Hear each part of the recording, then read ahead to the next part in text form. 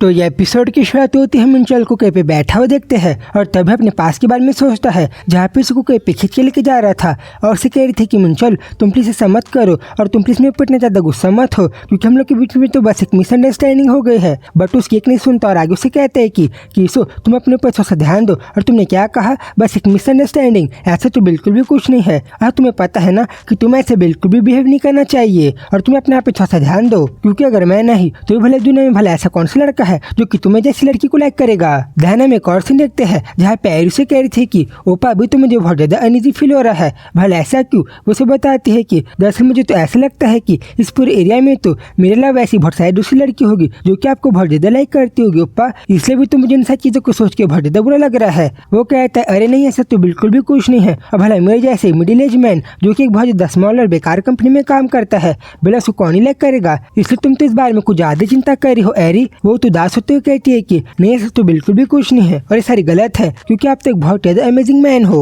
और इसलिए अपनी इन सारी बेकार बातों को तो बिल्कुल भी मत सोचो। वो तुनी बातों क्या है कि उसे बहुत ज्यादा प्यार से गले लग जाती है। दैन एक और बात को याद करते हुए कहता है कि पहले के टाइम में तो मुझे अलाइव फील होता था जब मैं तुम्हारे साथ रहता था इसो, और मुझे तो पता था कि मैं उस तरीके का मैन हूँ जिसको तो तुम्हारे अलावा बहुत सारी वुमन चाहती होगी। और जब तुम मुझे कहा करती थी कि मैं तुम्हें छोड़ के ना जाऊँ और तुम मेरे लिए बहुत ज्यादा रोया करती थी तब तो मुझे ऐसा लगता था कि मैं उस तरीके का कैंगमैन चॉल हूँ जो कि हिस्सो जैसी लड़की को तो कभी भी अपनी लाइफ से फेंक सकता हो। और इसलिए अगर उस टाइम पे तो अगर हम लोग की रिलेशनशिप एंड होती तब तो हमारी रिलेशनशिप के एंड होने के बाद जो इंसान डिसएडवांटेज में रहता वो इंसान तो तुम ही होती। सो तब के टाइम में जब भी हम लोग थोड़ा सा सिक फील करते या फिर थोड़ा सा बेकार फील होता तब तो हम एक दूसरे के साथ कुछ ज्यादा टाइम स्पेंड कर लेते थे।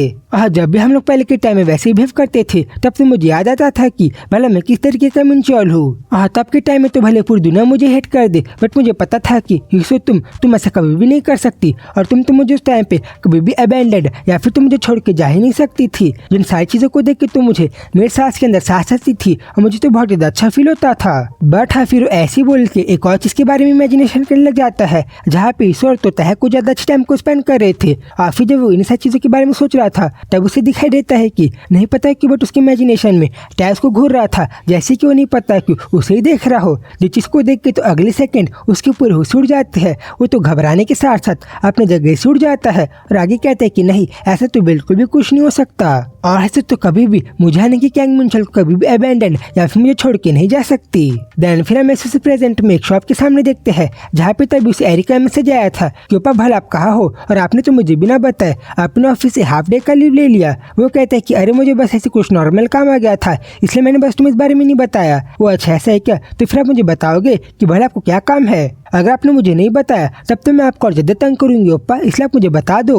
वो अपने मन में कहता है कि अभी तो मैं बस इसके मैसेज को इग्नोर करूंगा क्योंकि तो सही में मैं तो इसको बार बार इसके मैसेज का रिप्लाई करके बहुत ज्यादा तंग हो गया हूँ। देन फिर ऐसे शॉप के अंदर जाने लग जाता है जहाँ पे वहाँ के एक आदमी से पूछता है कि भला तुम कौन हो और क्या तुम्हें यहाँ पे कुछ चाहिए और अभी तो हमारा काम भी चालू नहीं हुआ है तो भला तुम यहाँ पे इतना ज्यादा जल्दी क्यों आए हो। वो उसे बताता है कि मैं कस्टमर नहीं हूँ और मैं यहाँ पे आपसे कुछ क्वेश्चन करने के लिए आया हूँ, इसलिए तो फिर आप क्या प्लीज मुझे बताओगे कि क्या आप एक हिसो नाम की लड़की को जानते हो जो कि कुछ सालों पहले आप क्या काम करती थी। वो अच्छा तुम हिस्सों के बारे में बात कर रहे हो, अच्छा तो फिर मैं याद करता हूँ कि भला कौन थी। अच्छा तो फिर अब मुझे याद आया तो फिर तुम उस यंग लेडी के बारे में बात कर रहे हो। बट पहले तुम मुझे ये बताओगे कि भला तुम उसके बारे में क्यों पूछ रहे हो और भला तुम उसे क्यों ढूंढ रहे हो और उसने तो 3 साल पहले ही मेरे ऐसे काम को छोड़ दिया है। अच्छा तो फिर अगर ऐसा है तो फिर क्या उसने काम को छोड़ते वक्त आपको बताया था कि भला आगे कहाँ पे रह सकती है और भला पे आगे पे जाके कहाँ पे काम कर सकती है। वो तो सब गुस्से में से पूछता है कि तुम ये सब बकवास छोड़ पहले तुम मुझे बताओ कि भला तुम हो कौन और भला तुम इन सारी चीजों के बारे में क्यों मुझसे पूछ रहे हो। वो कहती कि एक्सक्यूज मी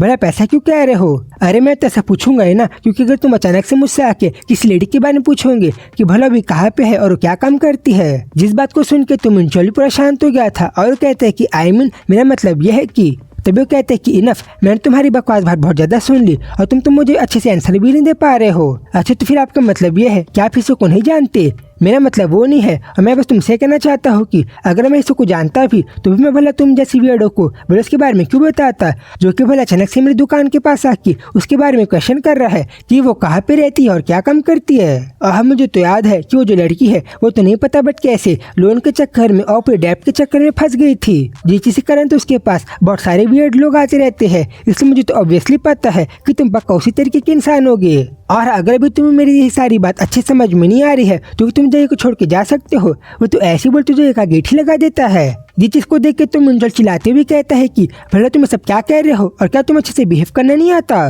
तभी तो वहाँ पे एक लेडी भी आ जाती है जिससे पूछता है कि भला पैसा क्यों कर रहे हो। जिसपे से कहती है कि तो फिर अगर तुम अपने मुंह को खोलने ही वाले हो तो फिर तुम कम से कम थोड़ा सच से तो बात करो। देन मिंशल गुस्से में कहता है कि आप लोग मेरी एक बात को अच्छे समझ जाओ कि मैं कोई वीर इंसान नहीं हूँ और मैं इसका हस्बैंड हूँ, उसका एक हस्बैंड। और फिर ऐसी सीन चेंज होता है और हम प्रेजेंट में मिंशल को एक ऑफिस में देखते हैं जहाँ पे इसको कोई वर्कर बता रहा था कि सॉरी बट मैं आपको लोन नहीं दे सकता क्योंकि आपको इस टाइम में तो लोन चुकाना बहुत ज़्यादा डिफिकल्ट रहेगा और मैं आपके ऊपर भरोसा नहीं कर सकता। जिसपे उसे यस बोल के वो भी कंफ्यूज हो जाता है और तो कहता भी है कि वैसे मैंने कुछ ज़्यादा एक्सपेक्ट नहीं किया था और मुझे तो पता था कि भला भी मेरी दुनिया की सच्चाई किस तरीके से दिखाई दे रही है और भला मेरी लाइफ में क्या चल रहा है। देन फिर ऐसी मना होने के बाद उस लोन ऑफिस से भी बाहर चले जाता है। देन वो ऐसे आगे बढ़ते हुए कहता है कि ये चीज़ तो बहुत ज़्यादा पिटफुल है और ये चीज़ तो बहुत ज़्यादा बेकार सिचुएशन है क्योंकि हिस्सा जो थी वो तो पहले के टाइम में मेरे ऊपर पूरा बिलीव करती थी कि हमारी जो लाइफ है वो बेटर हो जाएगी और हम लोग आगे अच्छे से लाइफ को जी पाएंगे। और ये चीज़ तो मैं दिखाई भी दे रहा था कि कैसे पास में उससे कह रही थी कि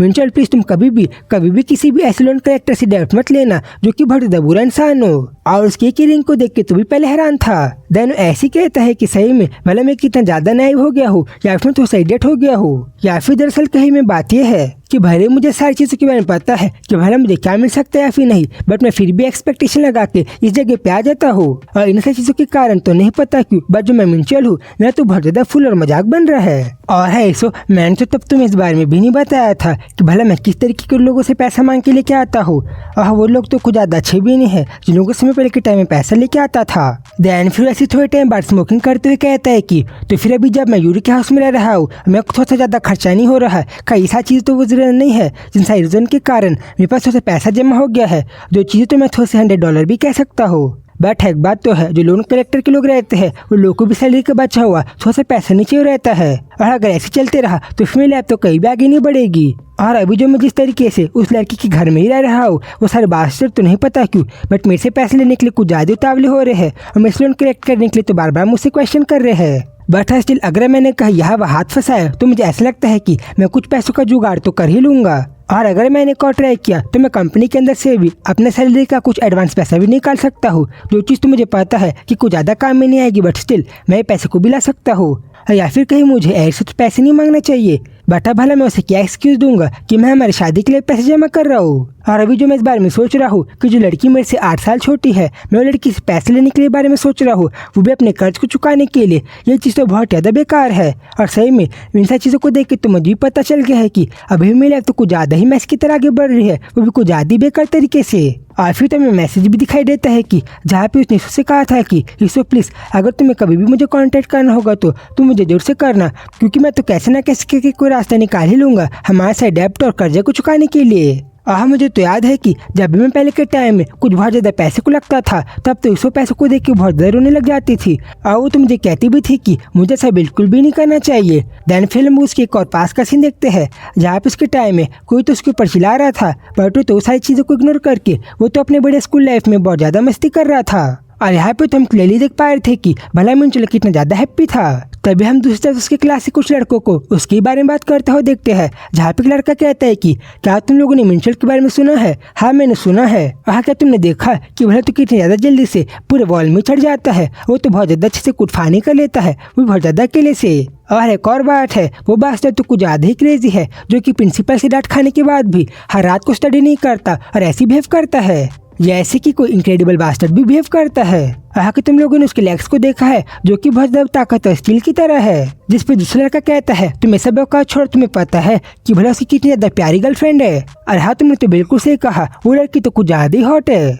और एक और बात वो लड़की तो इतनी ज्यादा प्रीटी है जिस चीज को देख के तो मैं भी हैरान हूँ कि भला कैसे मिंशल ने भला उतनी ज्यादा प्यारी गर्लफ्रेंड को कैसे बनाया। तभी एक लड़का क्वेश्चन करता है कि क्या सही में क्या इसे इतनी ज्यादा प्रीटी और प्यारी है। हाँ तूने ये बात को सही कहा बट उसमें एक बात थोड़ी सी अलग है, नहीं पता कि बट वो लड़की तो मुझे ऐसी दिखाई देती है कि जैसी कि अपनी लाइफ में लूजर है। अरे तो वही लड़का था जिसको हमने एक चैप्टर पहले देखा था। तभी वो कहता है कि अरे सब बात छोड़ो पर पीटी तो है ना। वो चीज़ को देख के तो मैं भी बहुत ज़्यादा हैरान हो जाता हूँ कि भला कैसे वो इतनी ज़्यादा पीटी कैसे हो सकती है। तभी उसे बताता है कि प्रीटी फेस होना ठीक है, बट हम लोग एक अच्छे चेहरे को यूज़ करके हमारे लिए खाना तो नहीं ला सकते हैं ना, और हम लोग अपने दिनचर्या को अच्छे से लाइफ स्टाइल को तो मैनेज नहीं कर सकते हैं ना, इसलिए मैं तो उसी जियो नोना को ही प्रीफर करूंगा। अच्छा वेल, तुमने ये नोना की बात की, वो लड़की भी बहुत ज़्यादा प्रीटी है। बात है कि तुम लोगों ने एक बात को नोटिस किया है कि वो जो नोना है वो हम लोग एक कॉलेज में ही रहती है, बट स्टिल नहीं पता क्यों बट कैसे मिंचल के साथ हैंग आउट करती है कॉलेज में होने के बाद भी। और मैं बात को सही में कह रहा हूँ कि ये चीज़ को देख के तो मुझे कुछ ज़्यादा स्कैरी लगता है। ये चीज़ को तो हम लोग देख ही पाते हैं कि कैसे लोग हर बार स्कूल के खत्म होने के बाद भी मिलते हैं, और जबकि लड़की का तो ग्रेजुएशन हो गया है बट वो मिंचल के साथ टाइम स्पेंड करती है, जो चीज़ तो बहुत ज़्यादा क्रेजी है। तभी एक लड़का क्वेश्चन करता है कि गाइस, क्या तुम लोगों ने उस लड़की की कार को देखा है? उस लड़की की कार और तो कुछ ज्यादा अमीर तरीके की मुझे दिखाई देती है, और मुझे तो ऐसा लगता है कि वो लड़की के जो डैड है उसके डैड के पास तो बहुत ज्यादा सारा पैसा है। हाँ, तुम लोगों ने बात को सही कहा, वो जो कैंग मिंचोल है वो बास्टर्ड तो कुछ ज्यादा ही लकी है, और उसकी किस्मत तो हम लोगों से बहुत ज्यादा अच्छी है। अरे डूड, पर तुम नहीं तो थोड़े टाइम पहले कहा ना कि उसके साथ जो लड़की रहती है वो थोड़ी सी क्रेजी है और थोड़ी सी स्कैरी है। बट अगर तुम उन सारी चीजों को देख के इतनी ज्यादा ही जेलस हो गए हो तो फिर क्या तुम खुद मिंचल के अलावा उस लड़की से डेट के लिए क्यों नहीं पूछते? तभी एक लड़का कहता है कि कीवर्ड भला तुम लोग ये क्या कह रहे हो, और क्या तुम लोगों ने इसके चेहरे को देखा है? वो लड़की तो कभी भी इसके पास तो कभी भी नहीं आ सकती। देन फिर तभी हम लोग ऐसे ही मिंचल और के बहुत ज्यादा प्यारे टाइम को देखते हैं, जब स्कूल के टाइम में तो वो दोनों ऐसे कुछ ज्यादा अच्छे से बात कर रहे थे और बहुत स्माइल के साथ साथ बहुत ज्यादा अच्छे से टाइम स्पेंड कर रहे थे। जिन सारी चीजों को सोच के तो नहीं पता क्यों बट पहले वाला चैप्टर वाला लड़का सोचा कुछ ज्यादा ही शांत हो जाता है, और उनमें से एक लड़का तो कहता भी है कि भला तुम लोगों का मतलब क्या है, कोई लड़की बहुत ज्यादा प्रीटी है व्हाट? भला मैं तो इस बारे में कुछ भी नहीं समझ पा रहा। डेन सीन चेंज होते में दिखाई देता है कि मिंचल तो कहीं पे काम करने के बाद बहुत ज्यादा थक गया था, जैसे कि उसने बहुत हार्डवर्क किया हो। तभी उसका एक दोस्त पूछता है कि हे कैंग मिंचल, भला तुम सब क्या कर रहे हो, और तुम्हें तो पता है ना कि तुम तभी कॉलेज में जाने वाले हो, तो फिर क्या तुम्हें स्टडी नहीं करना चाहिए, और भला तुम अभी यहाँ पे आके भला मेरे साथ काम क्यों कर रहे हो? वो उसे बताता है कि अरे मैं अपने पढ़ाई के बारे में देख लूंगा और मुझे तो भी थोड़ा सा पैसा जमा करना है। वो अच्छा ऐसा है क्या? तो मुझे तो ऐसा लग रहा है कि तुम तो थोड़ा सा ज्यादा पैसा जमा करने वाले हो। बट अगर ऐसा ही है तो फिर तो थोड़े दिनों बाद तुम्हारे कॉलेज के एंट्रेंस एग्जाम चालू होने वाले होंगे ना? अरे हाँ, तुमने सही कहा, बट मैंने उस चीज़ के बारे में वैसे ही प्रिपेयर कर लिया है, और मैं तो अपने स्कूल के टाइम से ही उस कॉलेज के लिए फर्स्ट चॉइस हूँ, इसलिए मैं उस चीज़ को तो आराम से मैनेज कर लूंगा। जिस पर कहते कि सही में ये बास्टर्ड के पास तो मेरे हर क्वेश्चन का आंसर है, जैसे किसी सारे क्वेश्चन का आंसर पता हो। बट तुम ये सब बात छोड़ो और तुम जल्दी से अपना कोई डिग्री और डिप्लोमा को लेके आ जाओ, क्योंकि तुम्हें पता है ना अगर तुम्हारे पास एक अच्छा सा डिग्री नहीं होगा तो फिर तुम्हें आगे एक अच्छा सा जॉब और तुम एक अच्छी सी लाइफ को नहीं जी पाओगे। इसलिए तुम प्लीज इस बारे में ध्यान देना कि तुम इन सारी चीज़ों के बारे में अच्छे से देख रेख कर लो। और तुम जो एक लड़की को देख रहे हो भला उसका नाम क्या है? वो क्वेश्चन करते हुए कहता है कि अच्छा, तो फिर भी मुझे याद आया कि मैं एक लड़की को भी देख रहा हूँ ना। इन सारी चीज़ों को देख के तो उसका दोस्त उसके साथ मस्ती करते हुए कहता है कि भला तुम्हें क्या हो गया है, और कहीं तुम थोड़ा सा शौक में तो नहीं पड़ गए हो, और सही में तुम तो कुछ ज्यादा बड़े बास्टर्ड हो। वो स्माइल करते हुए कहते हैं कि नहीं सीनियर, ऐसा तो बिल्कुल भी कुछ नहीं है, और मैं तो सही में बहुत ज्यादा फाइन हूँ, मैं तो सही में मैं तो अपनी लाइफ की हर चीज़ों में जीत जाऊंगा, आप देखना मैं तो हर चीज़ में विन करूंगा। और फिर तभी हमें देख ही पा रहे थे कि पहले के टाइम में भले मिंचल की इतना ज्यादा हैप्पी था और तो कोई भी चीज का थोड़ा भी टेंशन नहीं ले रहा था, और फिर ऐसे अपने काम खत्म करने के बाद किसी चीज को देखते हुए कहते हैं कि सही में अभी तो मैंने बहुत सारे पैसे को जमा कर लिया है, जो चीज तो मैंने बहुत ज्यादा अच्छी है, और अब तो मुझे पता है कि आगे मैं तो बहुत आसानी से अपनी ट्यूशन के लिए भी चले जाऊंगा। और फिर जब यहाँ पे पास में मिंचल ऐसी बहुत हैप्पी था